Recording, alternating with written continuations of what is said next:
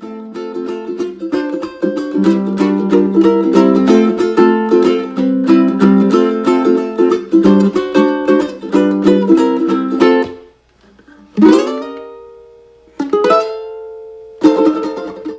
said, what do you want me to paint? And he said, would you paint me a flower? Ooh. Little old ladies do flowers, and they're all awful when they, they're a blue stick with a white top, and that's a blue body. He said, well, I really would love to see how you would do a particular flower. So I said, what would you like for me to paint? He said, those orange lilies I planted for you in your backyard, they're now blooming. Would you please get one of those orange lilies and show me how you would paint that? Whipped it out on the floor. Okay, and so it's very realistic. It wasn't like anything I was into, exactly. I was into all other kinds of scenery. So Larry came home from his work that day as principal out at Smithson Valley, and he said, what, you painted a flower? Yeah, he said, and I can recognize it? Okay, Larry. He said, may I take it over to the frame shop here in New Braunfels and have it framed? And I'll put it in my office. And I said, well, okay. Well, I had painted that one, and then Daddy had me do another one, which was even more flowers.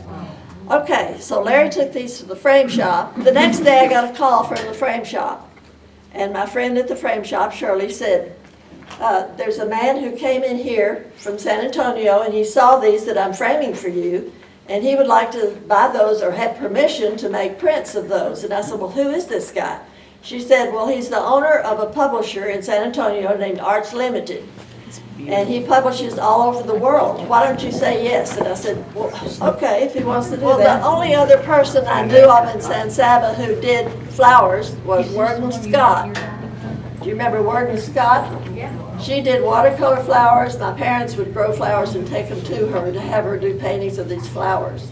Didn't hear back from this guy that owned the publishing company that week. The next week I heard back, and he said, we're having thousands of these flower things that you made. We're having them printed up, and I'm taking them to market in Dallas, and then we'll go to New York, and they will be all over the world. And I said, really?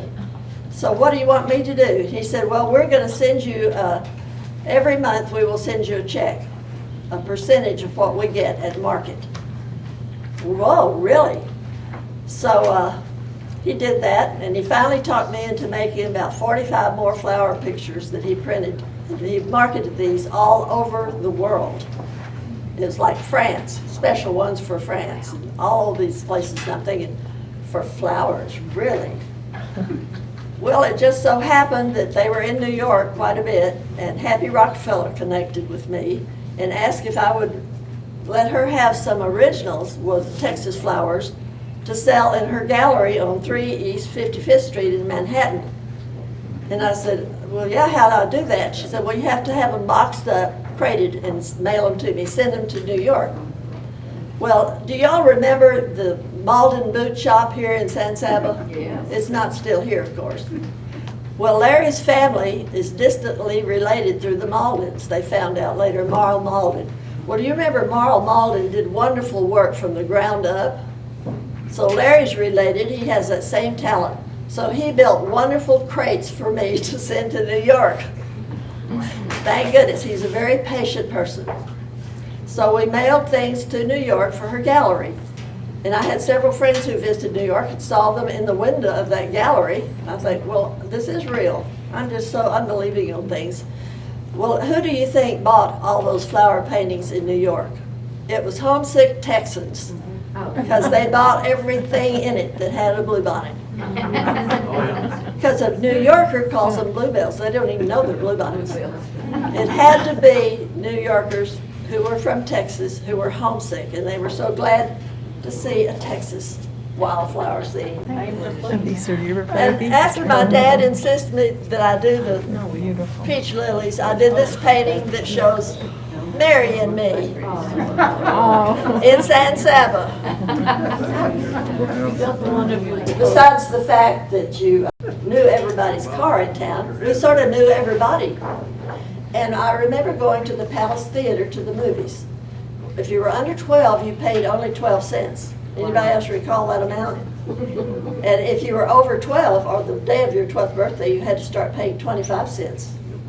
So we went to the movies, several of us, who were 11, 12, whatever. And I remember Rita Locklear was working at the Palace. She was the ticket taker. And when Chris came up to buy her ticket, Rita said, "You had a birthday this last week, you have to pay 25 cents." Well, everybody knows everybody here, don't they? And we know how old everybody is, what car they drive, what church they go to. And I remember going to the post office to pick up some mail for my mom, and Salty Bryant was the postmaster, and he said, "Jane, I hear you went to Baylor." And I said, "Yes, this is the first time I've come home." And he said, "Why would you go there? They don't win football." And I said, "I'm sorry, Mr. Bryant, I didn't go there to play football." I remember also how nice it was when in reading back in my diaries, we went to eat at Shire's Cafe very often. And we knew everybody in there, of course. We knew everybody in the whole staff. And it was, you would walk in the cafe, you knew everybody in there. It was so sweet to be able to say hello to everybody. That's not true in bigger cities anymore. It may not still be true here, but anyway. Then after Shires was sold to the Barkers, you remember, and Brantley he was such a wonderful sheriff, and he was very knowledgeable about everybody and in control of everything. And he had his call system up there by the cash register. And he would be working in the cactus to fill in if somebody didn't show up, and he had his guns on. And he would get a call if he was needed over by the cash register. He'd go take care of business, and then he'd come back. It was a wonderful hometown thing. And I remember when Tommy Lee Jones was in there one time, and he had offered one of the waitresses $50 if she would not point him out to anybody. She refused. This was a painting that I did back when we had a hunting lease from the Brazils over Cherokee Creek, and I was in high school. Apparently I wasn't there to hunt. I was there to paint. And this was the way Cherokee Creek looked that spring. Do you remember Charles Floyd Bearden? Yeah. Here is an oil painting of Charles Floyd Bearden on his horse in Saba. We have some paintings that I've done for some people who are here in the audience even. This is one. There's a portrait study that was done for John's granddaughter. This was Jessica, love it now. And her fiance, in secret, came to me and said, "I want to present her at the wedding reception, a portrait of her." And he said, "And I want to have her ancestors on both sides, their faces in there at age 22. And I said, "What's wrong with old people?" So here's Jessica in the middle, and here's her mother, her grandmother, this is Dawn Lewis, and then her mother, and I put the great-grandmothers in white. And on this side is John's mother, Aunt Lady Wynn, and her mother, and this is my grandmother, Lula Browning Phelps. So I got the painting finished, and he wanted some rose petals because he had proposed to her after he scattered some rose petals. I thought, he's a sweet, romantic person, isn't he? And then he said, "Well, I really like it so much, I really kind of wish I'd been in there." So I put him in there.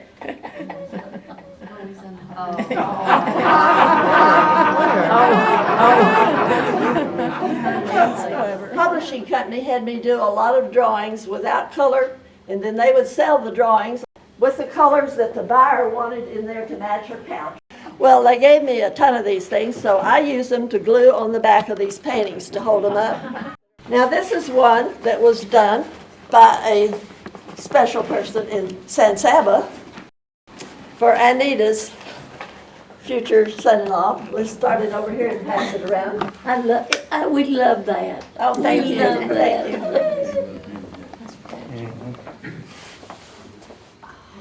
Now, does anybody remember the Bartons? Pat Barton and Molly Barton? Yes. Well, Pat had me do this painting that shows her and her husband and various ones. So I get to know families very well when I find the information for these paintings. I've even taken people out who were divorced. But anyway, this is the one that Pat Barton had me do, and later when her husband died, many of my paintings have been on view at funerals. This is one of them. When he died, she showed this one. And then her Molly Barton, who lives up north somewhere, but she wanted a Texas scene and a horse. So she had me paint this and mail it to her, way off, wherever that was. You all remember Chris Nance? Chris had me do this grouping. And it includes everything in the world in it. And Robert Adler, that she married after her Lerner marriage, Robert Adler had a child, this boy right here, that he wasn't very close to because he was with the divorced wife's situation. So they had some doubts about whether I should include him or not. And I said, let me ask you a question. Will that son ever come to visit your house? Well, we hope so, but we doubt it. And I said, well, if he comes to your house and he sees a painting of the family and he's not included, just write him off. So I put him in there anyway, and it worked out well. It was the right decision. This is my sister Mary's grandkids. And her house is up in the background. And this is another one of Mary's daughter Claire Jane and her family. And the funny story about this one is the son, from the photographs I went by, was standing further back. So when he looked at the paintings years later, he said, I should look bigger than that. I'm Jane's sister, Mary, and this is my daughter, Clara Jane, and she lives with her husband and 4 kids. Her husband's name is Rob, and they live in Indiana, and the oldest kid is named John. Claire Jane, I was talking with John, and I asked him, where's that big oil painting that Aunt Jane painted? I thought you'd have it in the living room. Yeah. And you know what John said to me? No, what? He said he doesn't like it because he's too small in it. So I was wondering what you and I could do. Like, could we concoct a plan? You know, I didn't know that he thought he was too small. That's interesting. But I don't know how what do you mean concoct a plan? Like, you can't, I mean, it is what it is.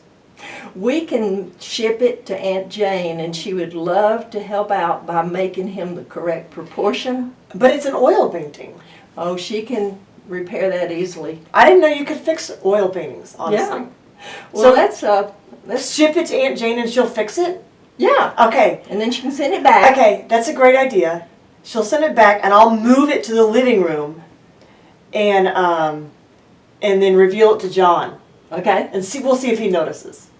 Which sounds like he'll probably notice if he, I didn't know he felt that way about the picture. That's interesting. Hey John. Hey, you know, we just got the living room repainted, so after we painted it, I ended up bringing the picture of the whole family into the living room, and I hung it above the china cabinet. So come on in, let's look at it. Yeah. So we just do some basic measurement. Okay, so Marion is at shoulder height with the card. I'm here. It just doesn't make any sense before. I don't know if this is a really accurate way to depict see that. anything wrong with it, honestly. Has this picture been altered? How would I alter this picture? Is this a new painting? Maybe it's the angle. This is the same picture. Is this new? No, it's not new. You're messing with me? No. This is the new photo? No, it's not new. It's an oil painting, John. You can't, like, fix oil. Something looks different. This is a new painting, isn't it? It is not a new painting. This has gotta be new. It's not new. Yes, it is. How would Aunt Jane paint a whole new painting that looks the exact same? Do you remember, I used to be the same size as Marion, but standing 4 feet from her.